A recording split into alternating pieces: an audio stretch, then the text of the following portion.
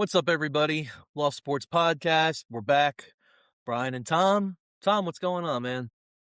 It's a Friday. I had a nice day off today. Saw a movie with the niece and nephews. The weather's nice as well. I don't have much to complain about at all, man. NFL draft is close, too, right? Like, it feels like it's close. We are very, very close, and it's nice that it's the weekend. I'm in a very good mood. Maybe not as good a mood as Connor Griffin with the Pirates. I don't know if you just saw that news today. So he's like the number one prospect in baseball. So the Pirates called him up today, dude. They signed him to a new contract before he even took an at-bat. Do I want to look at the numbers? 9 years, $140 million. How old is he? He's, 19, I think? Crazy, dude. Absolutely crazy. To be that level of athlete. And in his first at-bat today, he doubled. He drove in a run. So now I'm just like, wow, I guess we got to put him in the Hall of Fame after one RBI. So, money well spent. Yeah, that's right. Hey, it came through for at least one at-bat. But yeah, folks, all right, so today we're going to bring you episode 5 of our draft series. So we'll be discussing the top offensive linemen in the upcoming NFL draft. As we've been doing so far in our series, right, we'll go through the strengths, weaknesses, maybe do some player comps, and we'll go through which players might fit on specific teams. So before we do a deep dive, Tom, through your evaluations of the offensive line, anything overall regarding this class in general that maybe you've noticed in your evaluations?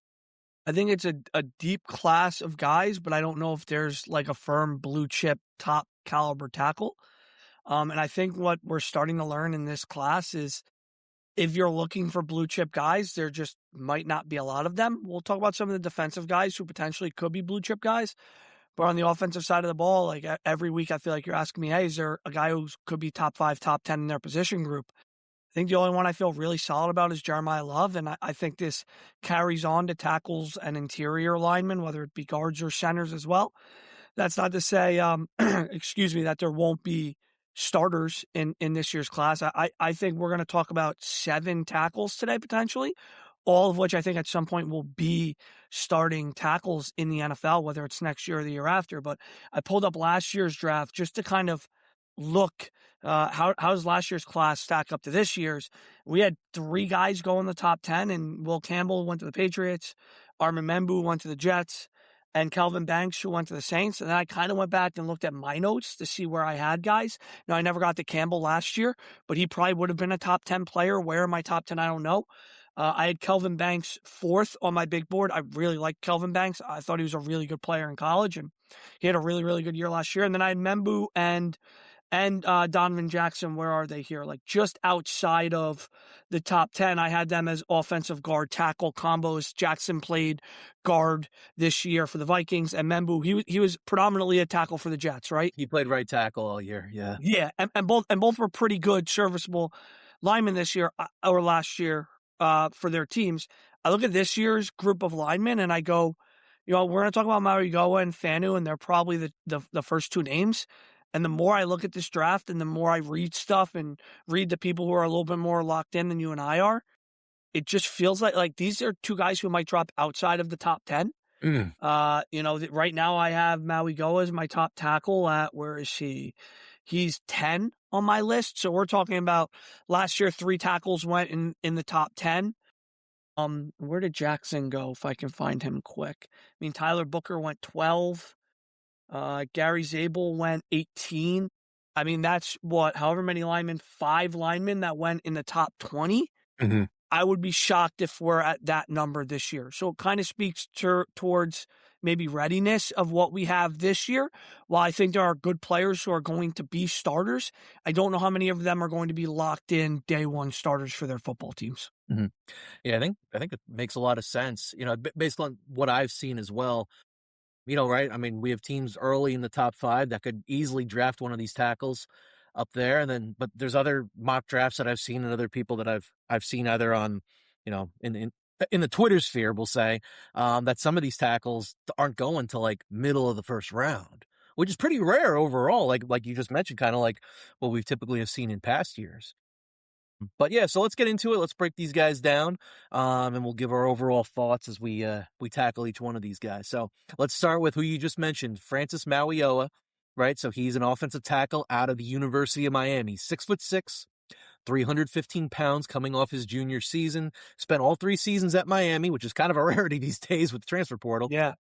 He started as a freshman at right tackle in 2023, and his performance actually earned him freshman All-American honors from multiple outlets. So his presence on the Miami O-line really helped improve their pass protection and the interior run game as he helped Miami get to a national championship game this past year. Of course, they fell to Indiana. And like we kind of just mentioned, he could be a potential top 10 pick. It sounds like he's going to be a first rounder, but not necessarily at the top of the first round. So in breaking down Mauigoa, strengths, weaknesses, is there a current tackle you could possibly compare him to right now in the league? And do you believe that, right? I mean, he was a right tackle. Could he make that switch to left tackle in the NFL? Yeah, so Mauigoa played guard and played a little bit of guard and tackle throughout his career at Miami. I think that position flex is going to be valuable, and you're going to hear me talk about that with a number of these guys, how many of them could potentially kick inside the guard. Mauigoa is going to be a tackle, but he can kick in at guard, and it might be something teams look to do depending on who your two tackles are. As a blocker, I think once he gets his hands on rushers, he engages with them. He shows really good blocking technique, gets his hands in the right position, shows good balance, good footwork once he gets engaged. When he does get his hands on players, he can drive them back. He can move them. He's very powerful. And you mentioned him as a run blocker. That's where he's best now. He's really, really powerful as a run blocker now, and he's probably a better run blocker than he is pass blocker. Does a really good job at creating holes in the run game, moving defenders, whether sealing them off or just physically driving them backwards. Has good hand technique, usually gets them inside of the shoulder pads. Does have issues with getting a bit of a wide grip at times, just needs to become more consistent with his hand placement. Shows good balance, good footwork for a player's size. Hardly gets knocked off the spot or caught reaching. He can overextend at times. That's when his balance is impacted. Needs to be more comfortable with his spacing. When he's a bit more patient as a blocker and he lets these guys try to get to him, his footwork can get thrown off, his balance can get thrown off. He moves and slides very well for a player his size. He gets off the ball fine. I'd like to see him be a bit quicker. Can struggle with guys who get to the edge quickly. So those super twitchy edge guys can give him trouble just because of how he doesn't really fire out of his stance.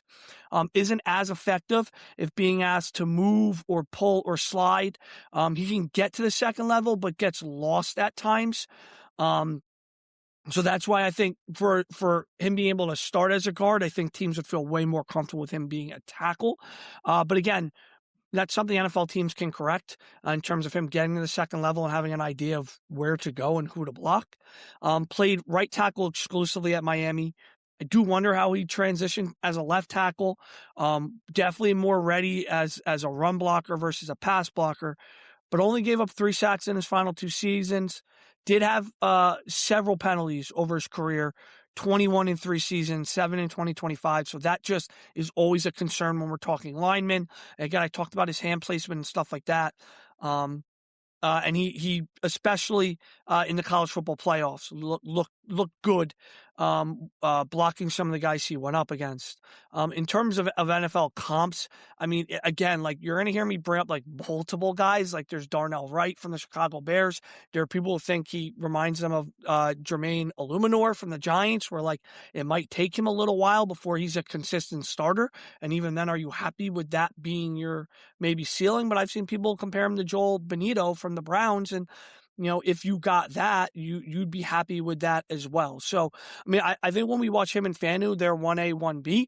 I think Mauigoa is likely going to be a day one starter, but it's not without some issues. If he shows up in training camp and you can really help him with the quickness and the getting off the ball, I think if he can just get off the snap a little bit quicker, that's going to help him in a lot of his balanced footwork stuff, dealing with these quicker guys off the edge. And if he can correct that stuff, he's pretty solid. If you're a run-first team, though, you're going to love this guy. He's going to be able to come in day one and at least contribute in that side of the football game.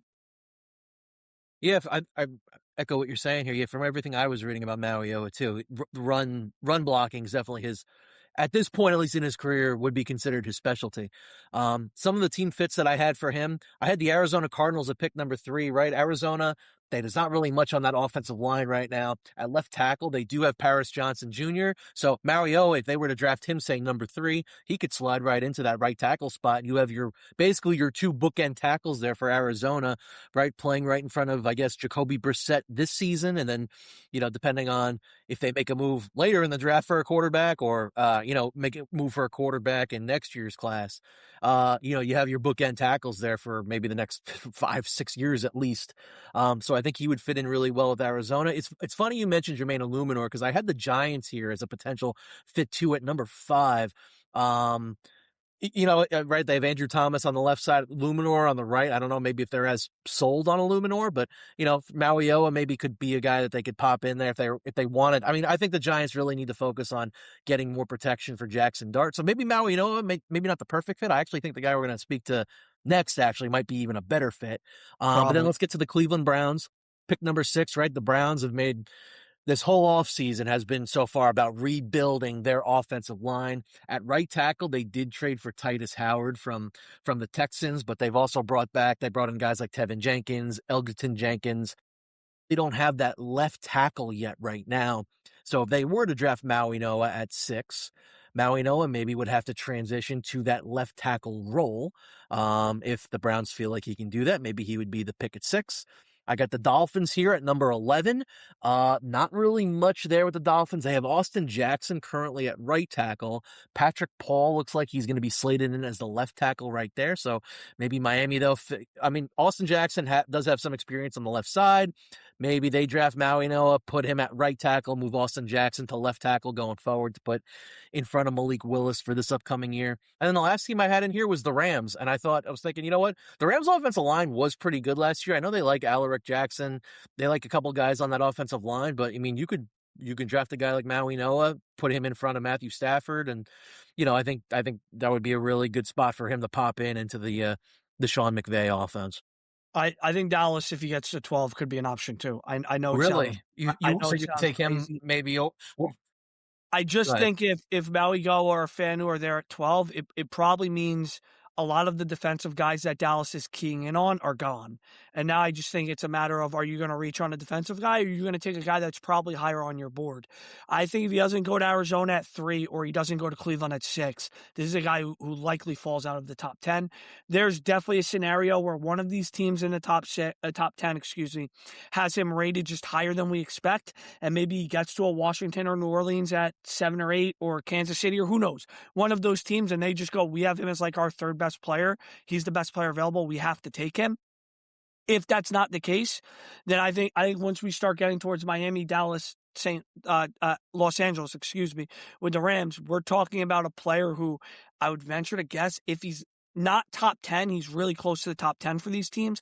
And it's just a matter of, do you want to take the best player available who can help your football team now? I mean, Dallas has Terrence Steele at right tackle, but I think they would be willing to upgrade in that position if he was there.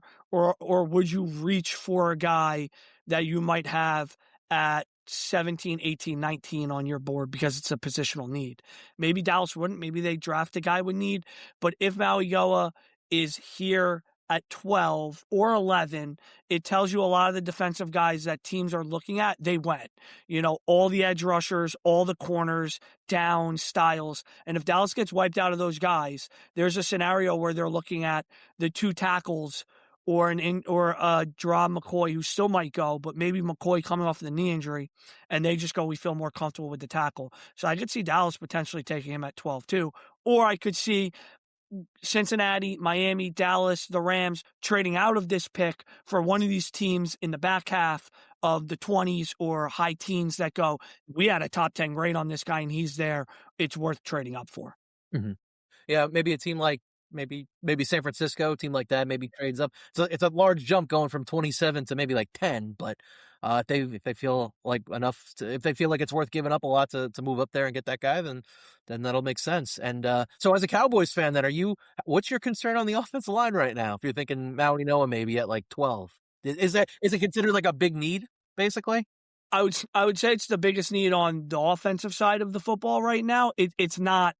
It's probably not the 3rd most important position Dallas needs to upgrade, but Terrence Steele has been average at best the last 2 to 3 years, and their offensive line has been pretty good. Your right tackle, you have a little bit of a question mark at. Your left tackle, you might have a question mark at, depending on how Tyler Guyton improves. Like for me, it's always a matter of just strengthening a strength. And if it's not a strength, then you're adding something that can make it a strength, right? So from Dallas's perspective, if you're still not sold on Guyton and you're not sold on Steele, it can't hurt to bring a tackle in if you have them graded high enough. Dallas might not have any of these guys graded in the top 15, and it might not matter.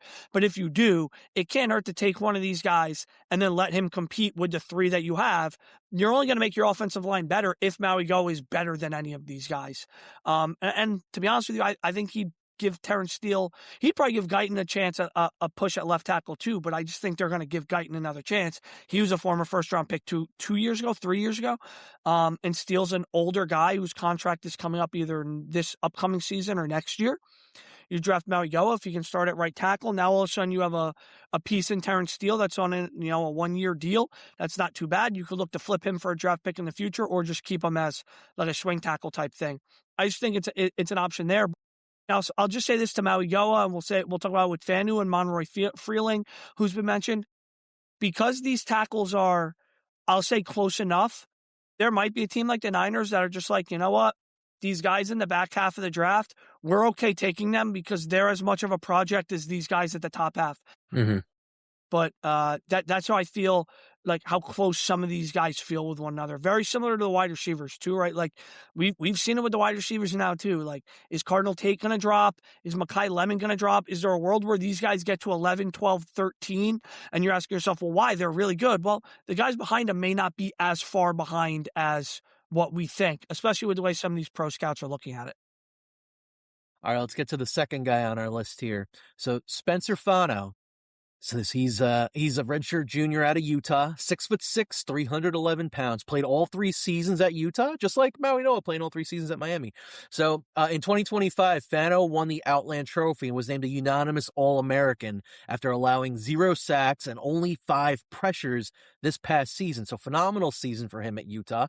Then at the Combine, ran a 4.9 140. Look, I don't really put a lot of stock into offensive linemen running the 40, but still really impressive showing. Shows he's a pretty good athlete.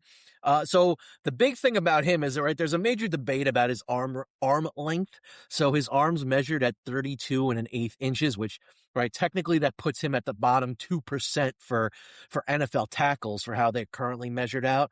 Though his pro day arms measured at 32 7/8, so apparently his arms grew a little bit. Don't ask me how that works. I don't know. And here's a fun fact about him. He has a lot of family members that have played in the NFL. So he's actually had some uncles. His cousin actually currently plays for the Broncos. So there's a bloodline there in terms of NFL caliber athletes, at least making it into the league. So Tom, looking at Spencer Fano, strengths, weaknesses, if you have a comparison, and then do you think based on the arm length, or maybe not even based on the arm length, maybe if teams maybe see him as a guard, do you think he could succeed as a tackle just as much as maybe he could succeed as a guard at the NFL level? Yeah, Spencer Fano started as a freshman. He's been a starter ever since. 3 years of starting experience. As a blocker, he's a physical blocker. Once he gets his hands on you, he moves you and he wins. Moves really well for a guy his size. I mean, that showcased at the Combine. I think he's the most athletic offensive lineman, guard, tackle, center in this draft. He can pull or get to the second level. Was asked to do a lot in terms of how he moved and where he blocked. He worked out as a guard at the Combine. I don't know if he did at his pro day. I meant to look that up, didn't get to it. But he definitely is trying to show teams that there's position flex there. He did struggle to locate blockers or who to block once he got to that second level. But again, like Mauigoa and a lot of guys we're going to talk about in this draft, I think that's easily correctable. Shows good technique as a blocker, hands inside of the shoulder pads, great balance once he gets engaged. In the run game, he does a really good job moving linemen, does a really good job of using rushers over aggressiveness against them. Guys who fly off the edge on run plays, he just seals them off and lets them go, and then he's off finding the next guy. And once engaged, he does a really good job controlling the battle. Doesn't really get driven, doesn't really get moved, gets engaged as a strong center of balance. It's impressive. I think he can improve his get off a little bit. He makes up for it with how fluid he can move once the ball is snapped. But again, not the quickest once he gets off of the snap. He's good, not great strength. I'd like to see him get stronger. He can get driven back, and while he re-anchors and keeps the rusher away from the quarterback, I still have concerns about these guys who, when I flip on the college film, are so easily driven back. We know guys in the NFL are going to be a little bit more powerful and a little bit stronger. So I'd just like to see him get a bit stronger and anchor a little quicker off of the snap instead of getting driven back and then re-anchoring. His matchup against David Bailey showed him at his best, but also showed what he needs to work on. With the quicker rushers, he can get caught flat-footed, and him playing catch-up. That definitely impacts his hands and how he reacts to things. But there were plenty of times with Bailey that Fano gets his hands on Bailey first and wins the matchup. 0 sacks, 5 pressures in 2025, but did have 5 penalties. He's a projected first-round pick. Again, I think he could go anywhere from 3 to 20.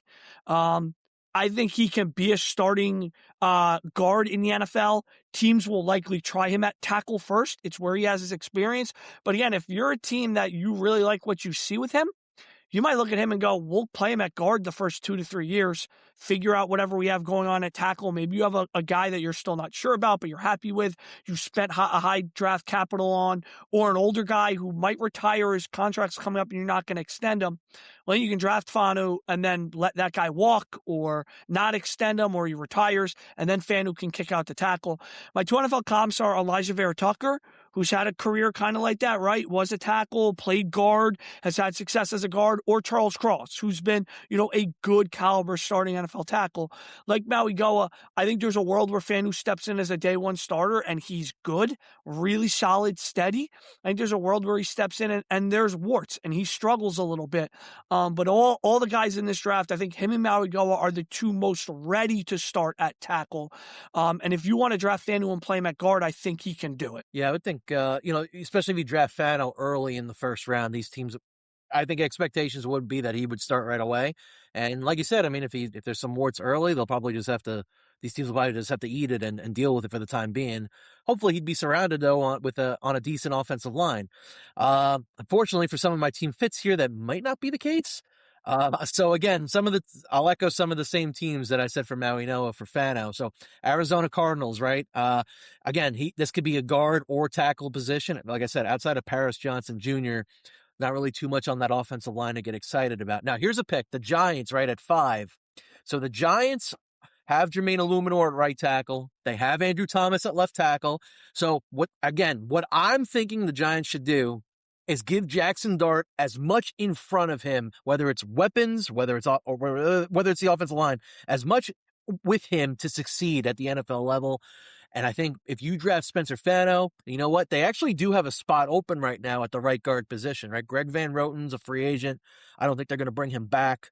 You can slot Fano in at right guard, put him next to Illuminor and John Michael Schmitz in the center there. And I mean, you're kind of set there on the offensive line. It's a pretty solid offensive line from left to right there.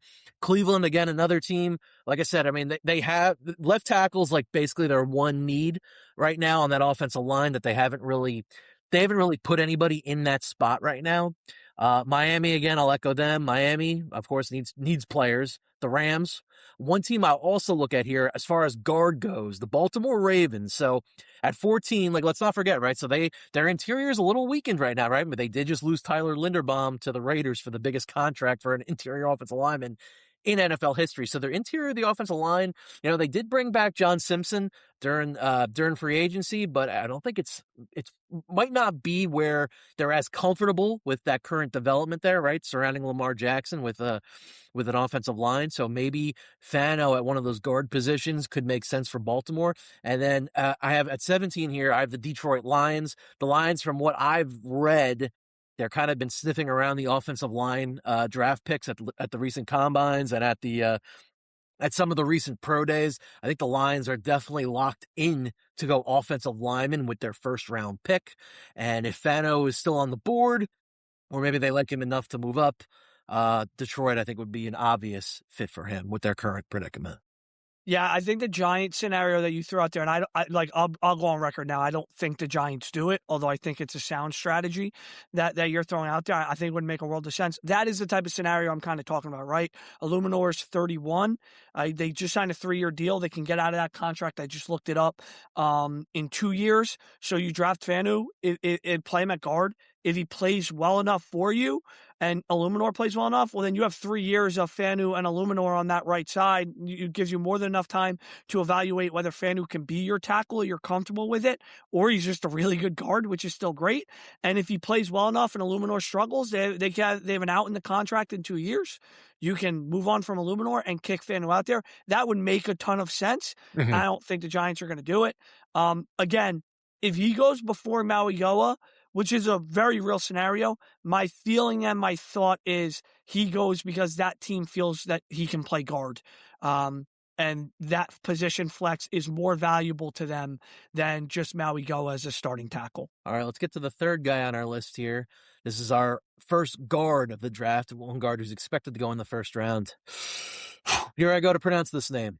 Olavavega Ioane, known by Vega to his close friends and associates. And we're going to be calling him Vega when we do this recap. We will be calling him Vega a lot. By the way, Tom, that reminds me. Do you remember Savio Vega from the I 90s do. wrestling? That made me think when I heard WWF. the nickname originally, I'm like, oh, Savio Vega, look at that. So Good theme song. yeah, it wasn't bad, right? And he had a nice, what was it? The Los Boricuas. Remember that? They were the group. What a time. Dude, we might have to start like a 90s wrestling pod on occasion. Just talk about that. If the viewers want that, I am in. Give me some 95 Shawn Michaels, baby, my hero. There you go. Start rewatching some old episodes of Raw or even Nitro or something. So Vega, right? So he spent 4 seasons at Penn State, redshirted majority of his freshman season, only got in some work during his freshman year. As a redshirt freshman in 23, he earned all Big Ten honors. And then in 24, as a full-time starter, he was named second team All Big Ten. In 25, he was a first-team All-Big Ten and first-team All-American. He allowed 0 sacks and only 3 pressures all season. I've seen draft projections for him. Looks like he's going to be like a middle first-round pick. So speaking of Vega, so his strengths, weaknesses, if you have a player comp, and what your outlook is for him. Yeah, again, a multi-year starter at Penn State, lined up in different areas within that offensive line. He will be a guard in the NFL, but he showed enough position flex that you can do different stuff with him on the line, depending on your scheme or down age or whatever the situation is. He did a lot of different stuff for Penn State. He lined up at tackle, off tackle, depending on what the situation was. So that's something that teams can utilize him for. He's athletic as a guard, asked to move a lot while blocking, pulling or getting to the second level. I do think he can get lost at times when he gets past that line. But again, that can be coached up and improved on. And when he does get his hands on guys, he buries them, especially linebackers, especially safeties, corners, anybody in the second level when he's getting down line and blocking people when he's pulling. When he gets that head of steam, he crushes guys. He isn't the quickest off the ball. This impacts his run blocking a lot. It forces him to play catch up. It impacts his technique. Also impacts his balance. He ends up on the ground way too much for me when watching him on film. It's something he has to work on. Just that balance went off the initial step, whether it's footwork, whether it's hand technique, whatever it is, he needs to kind of become a bit more consistent with it. Looks better as a pass blocker, shows good footwork, slides well across the line. Again, has good technique when guys are coming at him off the snap, shows good hand placement. And really when he gets engaged with guys, he doesn't really lose a lot as a pass blocker. Needs to get a bit stronger when dealing with the more explosive defensive tackles, can get knocked back a bit, re-anchors well. But again, it's kind of a similar issue to the guys we've talked about, that when we're dealing with guys in the NFL, they're a bit more powerful, a bit more explosive. If you get blown off the ball right off the snap, you might not have the time to play catch up. So I'd like to see him just improve either his strength or anchor a little sooner. Don't give way so much off the snap. But he didn't allow a sack his final 2 years at Penn State, and he only had 2 penalties in the first 4 seasons at Penn State. He's a projected mid-first, early second, although Finn's going to have a bunch of team fits for you. I'm going to tell you exactly where I think he will go range-wise. two NFL comps. I think the high end stuff is Kevin Zeitler, where he comes in and he's a really impactful guard for years to come. I think at worst, he's a Cooper Beebe type who's on the Cowboys right now, where he's the starting center for Dallas. I don't think he'll be a center, but I think he shows very similar to what Beebe is, which is a really steady football player, solid in the pass block, good as a run blocker, and still improving. I mean, he's been a starting center for the Cowboys since they drafted him.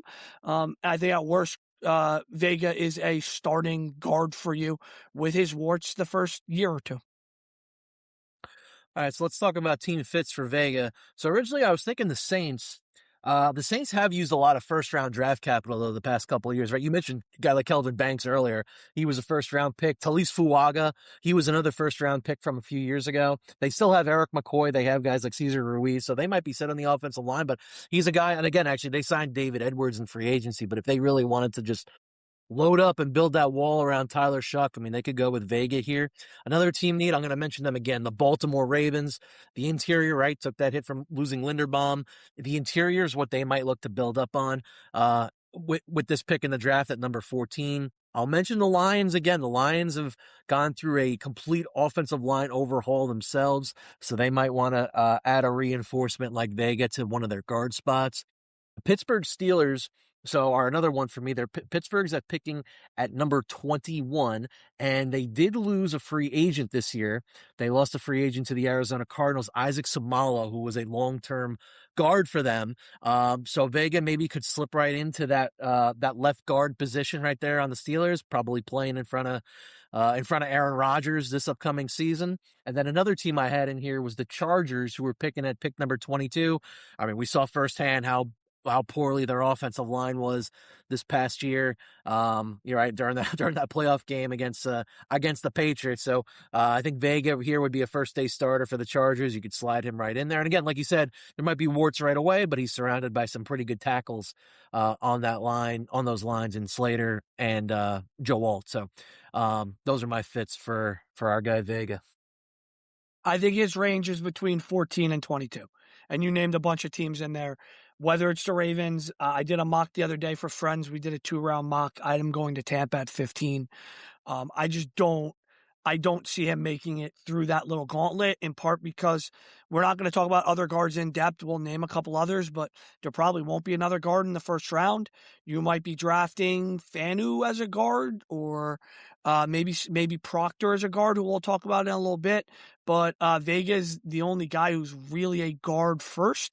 So because of that, I think one of those teams that has a need in that little murderer's row are going to take him. And I think it really could be the Ravens, the Bucks, the Lions, the Panthers, maybe the Steelers. They definitely could use some interior help work. And if not, if he gets to the Chargers, I think the Chargers would take him very quickly. All right, let's go to the next lineman on our list here. So Monroe Freeling out of Georgia, 6'7", 315 pounds, coming off his junior season. Spent 3 seasons at Georgia. What have you noticed from these offensive linemen, folks? They've all stayed at one college. So as a freshman in 23, Freeling played in 8 games as a reserve and saw most of his action as a swing tackle. But in 24, he played every game, started the final 4 games at left tackle. And then in 25, he became the full-time starter at left tackle and was a second-team All-American SEC selection. And he helped anchor an offensive line that allowed the fewest sacks in the SEC. So at the combine, right, we're talking combine again, he posted a 9.99 relative athletic score. So that's the formula that defines him as like a high-end athlete, so to speak. So, and that was actually the second highest score ever recorded for an offensive tackle since 1987. And this included running the 40 in 4.93 seconds. Again, I don't put a lot of stock at linemen running the 40, but still, it's impressive. So the projections that I've seen for him seems to be he could be an early first-round pick, it could be a mid-first-round pick, maybe even a late. We'll see. I mean, it seems like there's a lot of variance with him based on the type of athlete that he's shown to be. So Monroe Freeling, strengths, weaknesses, and your outlook for him. So I'm pretty sure I said if Spencer Fano might be the most athletic. If I didn't, that's what I meant to say, because this kid would rival him. Became a full-time starter in 2025, started 4 games in 24. He has great size, and he moves incredibly well for a player of his size. There's a play with Ole Miss where Ole Miss gets Georgia gets to the second level, and he's running with Ole Miss corners. It's like absurd how athletic he looks. He slides and kicks out at a very high level because it's just easy for him. Looks like he can get lost once he gets to the second level, but again, can be coached up. Very comfortable combo blocking, chipping, and then getting to the second level. Understands who to block and when the pass off blocks in terms of pass blocking. Struggles with hand technique to me a lot. When he does engage, he holds up well and shows he can do it at the level needed to be an NFL tackle, but he's very, very inconsistent. When he gets them in the right place, he's fine, but there are too many times where just his hands are just not where they need to be. He gets too wide of a grip, and this impacts his balance, causes him to get driven back. He has the strength to be a starting tackle, but it all starts with the fundamentals for him, and they're just not there yet for him. He likes to strike off the snap. When he does it well, he's really effective. When he misses, it absolutely blows up any chance he has at blocking. It leads to bad hand placement. He can get him outside of the shoulder pad. I don't think I have it written down here somewhere. I don't know how much or how little he got flagged, but there were a number of plays he could get flagged, and they're the type of plays that you'll get in an NFL game. He just needs to be more consistent with his blocking technique. He has the athletic ability and even the intelligence as a blocker to do much of what is needed. Despite the concerns about the technique, he only gave up 1 sack and 5 pressures last year. It was 2 penalties and 14 starts. But there are also concerns about his lack of starts, very similar to quarterbacks. He's only started a handful of games at the college level. I think he has probably the highest ceiling of any lineman in this draft because of how athletic he is. If you can make him a polished blocker or just improve his technique, it's kind of sky's the limits for him because of how natural everything else comes for him. Um, I think he could go anywhere from pick 5 to pick 32. I don't think the back end of the first is likely. And I would not be shocked if this guy's the first lineman taken because he's a traits guy. You cannot teach what he shows on film athletically. My NFL comp for him is Broderick Jones. Broderick Jones was a very similar athlete when you watched him on film. And they had very similar concerns as well coming out. So yeah, Broderick Jones for the NFL comp. Yeah, based on his what he was able to accomplish as just not just at the combine, but also on an athletic level, playing in games too during the college season, you could see the type of athlete that this kid is. And yeah, that's why I included as a team fit for me Cleveland at number 6. Yep. You know, That would not shock me at all if he went and 6 to Cleveland. and he's only played left tackle at the college level, right? Did he play right at all, or was it only left? I think from what I saw, he only played left. And if he did only play left, it makes sense because Cleveland still needs a left tackle, which they don't really have on their roster right now. I'm assuming it was left. I'll look it up as you're talking. Another team that'll echo, and actually I should point out, Cleveland's picking at 6. Cleveland also has a first round pick at 24 in case this guy does slide. But based on how we're speaking right now, I don't think either of us really expect that to happen with him. The Dolphins again at pick number 11, they could use a left tackle. Patrick Paul's their left tackle right now. And he was a second round pick from a couple of years ago, but they might want to upgrade that. The Lions again at 17, they have a hole right now at left tackle themselves. They might have to move up to get him maybe, to get Freeling, but the Lions do have a big hole at left tackle. They could fill that with Freeling. Another team here, I have the Philadelphia Eagles here, just because I feel like, right, Lane Johnson retirement rumors, do you draft a guy like Monroe, Freeling? At pick number 23, he could sit for a little while. That would be okay in that spot and play as like a swing tackle for his rookie season. Then if Lane Johnson is going to retire after the 2026 season, he would slide right into that right tackle position. Even though, right, we mentioned I think he's only played at left tackle as Tom looks that up. Yeah. Left tackle, yes. Left tackle only. Okay, so it would be a transition. Maybe if the Eagles feel highly about him, right? I mean, being as a great athlete as he is, maybe he can transition over to right tackle, and maybe he could be the guy to step in when Lane Johnson retires. And then the 49ers I have here at pick number 27. Is this your straight up replacement for Trent Williams after next season. I just saw some news, I think it was this week, about there's kind of like a little minor contract dispute, it seems like, with Trent Williams and the 49ers. So maybe the 49ers might be thinking ahead, maybe a season ahead here. If they draft a guy like Freeling, he could basically be, like a swing tackle in that regard this year. Maybe start on the right side. I'm not sure who their right tackle is right now, but that he could be a guy that slides in once Trent Williams, maybe if his time comes to an end after the 2026 season. This will be a guy that probably goes way higher than Finn and I expect, because there are a lot of NFL teams and NFL scouts that based off traits, and his traits are probably the best of any lineman in this draft. So, yeah, we're talking about this guy in the 20s. I'm not going to be shocked when he goes in the mid-teens, maybe even in the top 10 picks in the NFL draft. I base a lot of this stuff off tape, and I don't love his tape. But you cannot doubt that the traits that he displays are just at that type of level. So it'll be interesting to see what he does and how he translates to the NFL. All right, next guy on our list, Caden Proctor from Alabama. So he's 6'7", listed at 352 pounds, coming off his junior season. So he had an interesting college path here. So he's originally from Des Moines, Iowa, and he was the #1 tackle in the 2023 class. And initially he committed to the University of Iowa, but last minute he flipped to play at Alabama, for Nick Saban. He wanted to play for Saban. So he started at left tackle as a true freshman, and finished the year as an all-SEC freshman.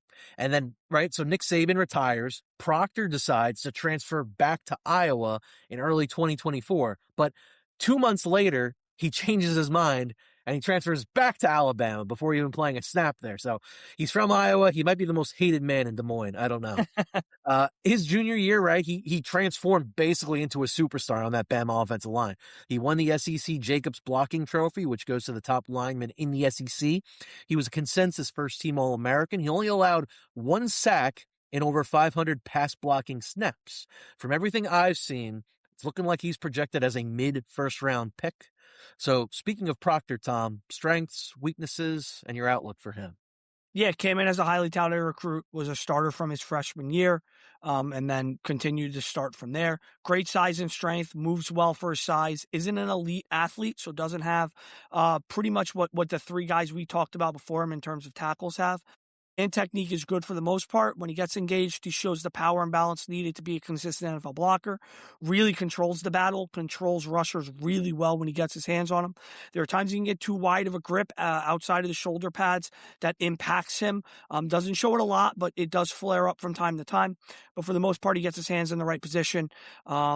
And because of this, he wins more times than he loses. He has great strength, especially as a run blocker. When he can get engaged and drive guys forward, he buries them really, really strong as a run blocker. Can get driven back at times. Again, re-anchors well and keeps the quarterback upright. But this is a guy that should not get driven off the line like he does. So I don't know if it's an initial anchor issue, just trying to hold that ground, or if he's a bit lazy at times. I don't know, but that's something he just can't allow for the size and strength that he has. Can struggle with identifying and picking up blitzers and stunters.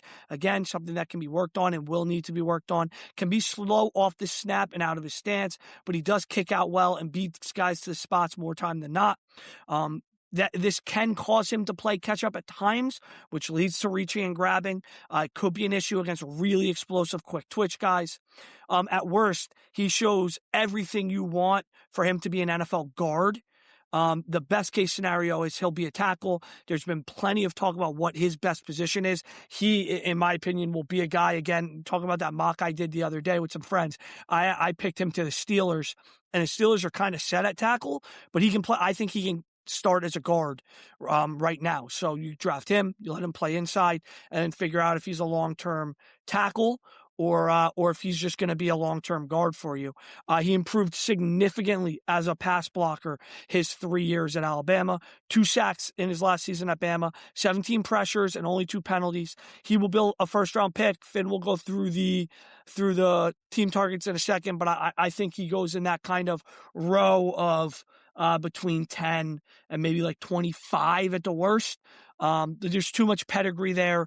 NFL comp, J.C. Latham, Mekhi Becton. The bad side could be Evan Neal. Like at worst, he could be Evan Neal. I think the positive outlook is he's a Mekhi Becton. You try him at tackle, it doesn't work. He can kick in the guard, and have a long, productive NFL career there. I don't know. I hear Mekhi Becton, former I Jets know. first round pick, and I'm like, I oh know. boy. You're having nightmares. If this guy's Mekhi Becton, I might want to stay away from him. Hey, but Um, in defense to Mekhi Becton, he has carved out a good second part of his NFL career. He's made it work as a guard. I don't even know if he's on a team right now because he was only with the Question. Chargers for a season. I don't know if he's still in free agent. I don't know. He was an interesting guy, Mekhi Becton. But yeah, as far as team fits for Caden Proctor, I have Miami again. A lot of the same teams here. Miami at 11, the Rams at 13, the Lions at 17. I also saw that he actually had a top 30 visit with the Kansas City Chiefs. So I don't know if he's going to be a pick at 9, but maybe, right? The Chiefs also have the Yeah. 29th pick, which they got in the Trent McDuffie trade from the Rams. Maybe that's a spot if Proctor falls to the later first round. Maybe this might be a spot. That might be a spot at 29 where maybe the Chiefs decide to grab him. And then again, I'm echoing a lot of the other teams that we've already mentioned in here. Teams like the Eagles, maybe a guy that could eventually be a replacement for Lane Johnson. And then a team like the Cleveland Browns, who are still working on rebuilding their offensive line fully. Caden Proctor might fit in there as well for Cleveland.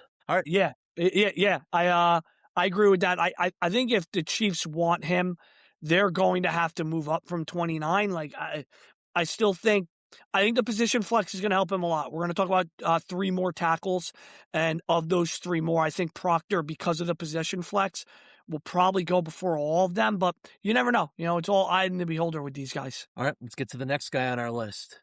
Caleb Lomu.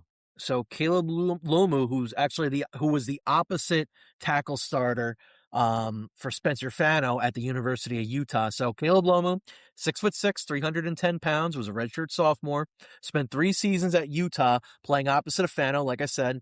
In 2023, as a freshman, it was basically a developmental year for him. And then in 2024, he took over as a full-time starter at left tackle, and he earned freshman All-American honors. And in 2025, he solidified himself really as an elite left tackle, finishing the season with an 82.1 PFF pass blocking grade, which ranked 30th nationally. And he was also a first-team All Big 12 selection. So everywhere I've seen from Caleb Lomu, looking like he's going to be a mid to late first-round pick. So Tom, his strengths, his weaknesses, and what a potential outlook could be for him. Yeah, started since his freshman year with plenty of experience at Utah. Utah had the most experience on the offensive line of any team in the country this year, in part because of Lomu and Fanu. Great athlete for his size, moves well, can get to the second level if needed. Really comfortable combo blocking, something that he needed to do within Utah's system this year, and he did it really well, as did Fanu. As a blocker, he shows good technique. He can get his hands where they need to go. Shows good strength. If he gets driven back, he re-anchors really well. Struggles with footwork, which impacts his ability to engage. At times, he just doesn't have the reaction time to deal with rushers' second moves. It looks like his feet get caught in cement. He just doesn't have that quickness to get side to side. There's also hesitation to his engagement at times, which leads to rushers kind of dictating the battle and taking advantage of it. Just want him to be a bit more assertive off the snap. There are times he'll drop back or kick out, and then he just kind of waits for the lineman, just get into him, just engage them right away. When he engages guys, he wins. It's just a matter of when he gives the rusher more time to make a decision or use their athleticism against them. He's just not that type of athlete. Both those issues are things I think can be corrected. And again, because he has the athletic ability to be that type of blocker. He was incredibly productive as a starter. He gave up 2 sacks and 25 pressures in 2 years, 5 penalties in 2 years as a starter. So there's a pedigree there. He tested really well in the combine as well.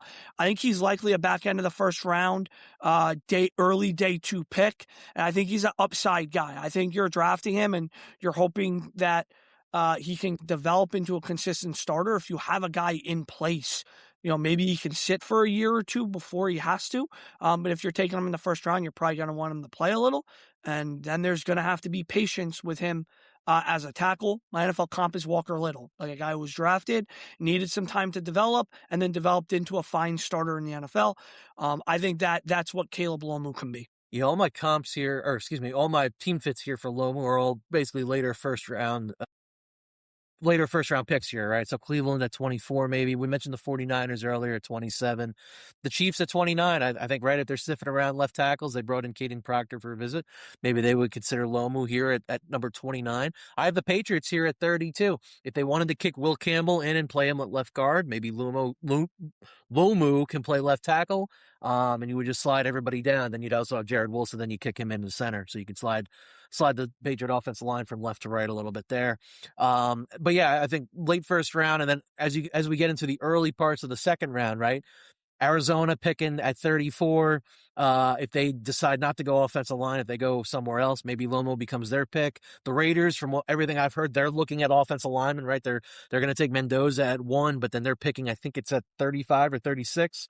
And then the Titans are up there too. The Titans could use some offensive line help in front of Cam Ward. So it's looking like if he isn't a first round pick, early day 2 is likely where we'll see this guy going, as we have a bunch of teams all basically lined up together and they all have needs on the offensive line. I think of these last 3 guys and Proctor's in this category too, although I think he'll go a little sooner. I wouldn't be shocked if these last 3 guys we talk about, Lomu included, go at the back half of the first, because all those teams you just listed, they need tackles. They need guys that can come in. And I think putting a Lomu or some of these other guys that we're going to talk to in some of these situations would be perfect for him. And there is a world where these guys look at Lomu and go, he can develop into what Mauigoa is now or better. Or he could potentially be better than some of these guys at the top end of the draft. So I think if you need a tackle at the back end of this first round, you'll be happy with any of these next couple guys we're going to talk about, because they can develop into starting offensive tackles, even if they'll start for you next year. And I might not consider them starting ready. In a year or 2, they will be. All right. The next guy on our list. Here's another one for me to pronunciate. Max Iheanacho. That's, I believe, how you pronounce that. So our buddy Max here, 6'6", 330 pounds, out of Arizona State. So he's an interesting story. So he was originally born in Nigeria, moved to the United States at the age of 13, and never played a snap of high school football. So when he gets to the States, right, he gets a little older. He enrolls at East Los Angeles College, which is a JUCO. So that's where he was in 2021. And he transfers to Arizona State in 2023, and by 2024, he's their full-time left tackle. In 2025, he earned second-team Big 12 honors and allowed 0 sacks from September 2024 throughout the end of his college career, which is very, very impressive. And he was part of that Arizona State team, if you recall, who made a run to the college football playoff back in 2024. Very surprising run. So speaking of running, right, he actually had a very good combine as well. He tied Spencer Fano for the fastest 40 at the combine among linemen at 4.91. Right now, all my projections that I've seen, he could be a late first to early second round pick. So our guy here, Tom, Max Iheanacho, strengths, weaknesses, and your outlook for him. Yeah, Max Iheanacho. Still developing as a prospect. He only started playing in 2021. He's a former soccer player. Good athlete, really good footwork for a kid who's only been playing this sport for 5 years, really 4. That footwork probably comes from the sport he played before.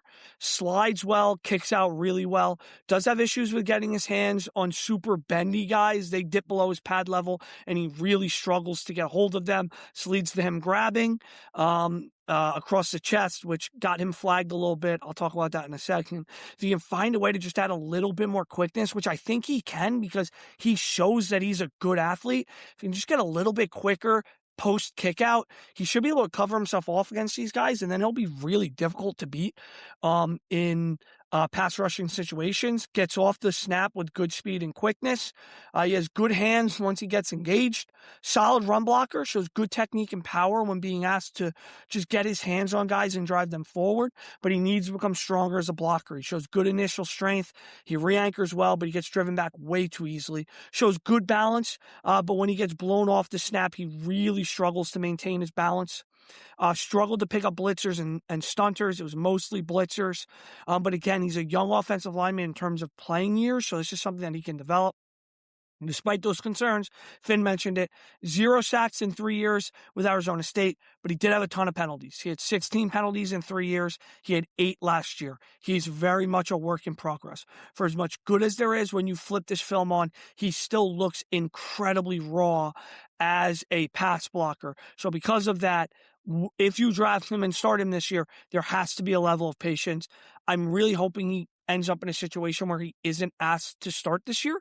I'd like for him to have another year to develop, and with pro coaching and maybe some older linemen around him to help mentor him, I think there's a world where he becomes a pretty consistent starter. My NFL comp for him is Titus Howard, who's a guy who took a little bit of time before he became a starter in Houston, and then has been a starter the last 3 or 4 years before being traded this year. And he's been a competent tackle for them. And I think for Ian Archer, that's what he can be in the NFL. I just worry about if he gets kind of thrown to the wolves too early, if that stunts his development and forces him to develop some bad habits. Yeah, so team fits for me for our guy Max. The 49ers again at 27. One team I haven't mentioned yet today, Houston Texans at 28. Mentioned Titus Howard, right? They traded him to Cleveland about a couple weeks ago now during free agency. They have an opening kind of at that left tackle position right now, right? They still have Trent Brown on the roster. They got guys like Ed Ingram on the inside, Jared Patterson, but they don't really have a left tackle right now. You know, he could slide into left tackle, but as you mentioned, right, it's going to be a little bit of a transition period for him. You know, he's going to have his warts from day one if he's asked to be a day one starter there. And I'll echo New England at 31. And then as we get into the second round here, I have Arizona here at number 33. Again, this is if they choose not to pick an offensive lineman at 3. Maybe they take Arvell Reese or David Bailey instead. And then at 33, at 34, they come back around and try to take the offensive lineman at that spot. And then again, actually Houston, right, they're picking at 28. They also have a pick at 38. So a little early here in the second round. Maybe Inacho could go at that position. And I don't know, I think overall on the board, I don't see him as a guy really falling into the mid-second round. I think he'll be more towards the earlier, maybe at least the first 10 picks of the second round. If he makes it to Houston at 38, I think they take him. I think Yeah. they take him potentially at 28. I think you bring them up with Titus Howard is exactly what we were just talking about. They've already had that type of lineman and that type of project, and they developed him into a solid starter. And you can argue this is a kid who's been playing this sport for 4 years. His upside might be a little higher than what Howard's was. So yeah, I think there are a lot of teams in this back half that are going to be willing to take these projects and put them in on lines that are at least good enough that a lot of these teams were playoff teams last year. So let's insert a piece. Let's get him good coaching. We can be a little bit patient with him. We can give him help if we need to. But again, if this is a guy who can develop and clean up some of the stuff he struggles with, we're talking about a starting tackle in the NFL that you're getting in the back end of the first. You'll take that any day of the week. All right. This is the last name on our list. I like this name, Tom. Blake Miller. Easy. Nice and easy. So Blake Miller out of Clemson, 6'6", 315 pounds, coming off his senior season. So 4 years, he started every game of his college career, all 4 seasons, 54 consecutive games from 2022 to 2025. He actually broke the Clemson record for career snaps from scrimmage, playing over like 3,700 snaps. He was a 2-time first-team All-ACC selection in 2024 and 2025. And in 2025, he only allowed 2 sacks and over 800 plus snaps. Pretty impressive. For our guy, Blake Miller, projected late first round to early second round. So strengths, weaknesses, and your outlook for Mr. Miller. Yeah, so again, just bear with me. He is the last guy I watched, so my notes aren't in the order I have them for the other ones. But I enjoyed watching Blake Miller. He slides and moves really well. He's comfortable as a pass blocker, shows really good technique as a pass blocker, doesn't lose a lot of one-on-one battles. He's a good athlete for his size. He moves well, has good strength, gets off the ball and kicks out really well. He's more comfortable blocking down the line as a run blocker than just straight up as a run blocker, and is athletic enough to get out in space and block for screenplays. He understands picking up stunts, but he's a bit slow doing it. Can get a bit too hunched over when he's asked to run block. I think he really struggles as a run blocker. He struggles to engage. It impacts his balance. He has bad hand placement as a run blocker. He does more pushing than engaging. He ends up on the ground way more than what I would like to see for him. In terms of Sacks. He didn't give up many sacks. He gave up 8 sacks over the course of his 4 years at Clemson, only 2 his senior year, but he was flagged a lot. He had 22 penalties. Now, again, he's played since his freshman year, but he had 5 in 2025, which is still more than the majority of the teams that we've had here. Luke Goddard is a comparison that I've seen in terms of a good pass blocker can struggle as a run blocker. I think this kid can come in day one and be a really good pass blocker for your NFL team, but you're going to have to live with the warts of his struggles as a run blocker. I've seen his name more than some of the other names, which is why Finn and I kind of threw him in last year. I think if you're a team that throws the ball more than you run it, this guy will be way more intriguing to you than some of these other guys, because I think he's an NFL pass blocker now. And me personally, and again, if there are any offensive line coaches that want to reach out to me and tell me otherwise, I'm open to it.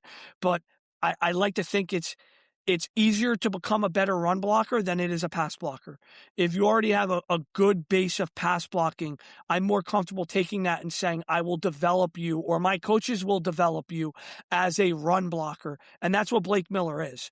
So if he can just become a bit more steady as a run blocker, we're talking about a guy that's up there in that higher crop of tackles because of how good of a pass blocker he is now and because of how much he's played. He has a ton of experience, but the run blocking is a concern right now, which is why still, Finn's going to break down some team fits here, which is why he's still not a guaranteed first round pick, even if I think he does end up somewhere in the 20s. Yeah, the earliest I had him potentially going here was maybe Detroit at 17, just because they're kind of desperate for tackle help right now. But outside of that, the 49ers at 27, Houston, we were just talking about, at 28, the Patriots at 31. And then as we get into the second round here, so you got, like I said, a bunch of teams here need offensive line help. Arizona is picking at number 34. Again, if they go defense with their pick number 3 at 34, they might be open for business here for the offensive line spot. You've also got the Raiders in the mix there. I know they have some players still in their offensive line who they like Colton Miller and Jackson Powers Johnson, but I think he could be a really good help for Fernando Mendoza, right? Coming into, I don't know now. Kirk Cousins is going to be the starter now. Apparently, he just signed the other day, so maybe instead Kirk Cousins will take the beatings while Mendoza sits on the bench for a little while to get ready. And then, of course, right, you got Tennessee up there too. Maybe the Titans might want to put somebody else in front of Cam Ward. I think they could use some tackle help. I think I actually just saw Evan Neal is like their right tackle, so that might be a little earning, I think. So, who is on the Titans here? I want to make sure I get it. Oh, J.C. Latham. That's who I was thinking. I'm not Evan Neal. Who was a former first round pick. Another guy from Bama who I was thinking about. But yeah, so J.C. Latham is there. But really a left tackle, they don't really have much right there right now. The Dan Moore, I think they signed him to a big contract. I don't know what they really think of him with the new, right, Dayball's there now. So and then outside of that, right, Houston again coming around at 38. If our guy Max isn't there, maybe they'll pick up Blake Miller at 38. Or if not, then maybe teams are concerned about the run blocking, and maybe he slips a little bit to the mid-second round. Yeah, I just think one of these teams in the back half of the first round that like to throw the ball a lot, whether it's the Niners, whether it's somebody else, they'll take a flyer on this kid and figure the run blocking stuff out later. If not, I think he'd be a great pick for some of these teams in the early second round, especially because there's going to be a lot less pressure on him to just come in and play football. But again, really sound pass blocker for what he is now. Don't be shocked if he goes higher than what you might expect, especially if he's a name you haven't heard a lot of. I feel like in the last month and a half, his name's cropped up a lot more. And when you watch his film, it's easy to see why, especially with where he's at as a pass blocker.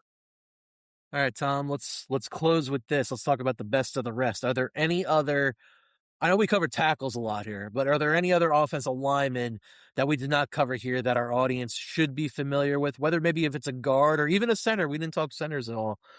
Yeah, I think centers we're talking about end of second round, early third round, and really the only two I think are Jake Slaughter from Florida and Trey Zahn, the third from A&M. I haven't watched either one of those guys.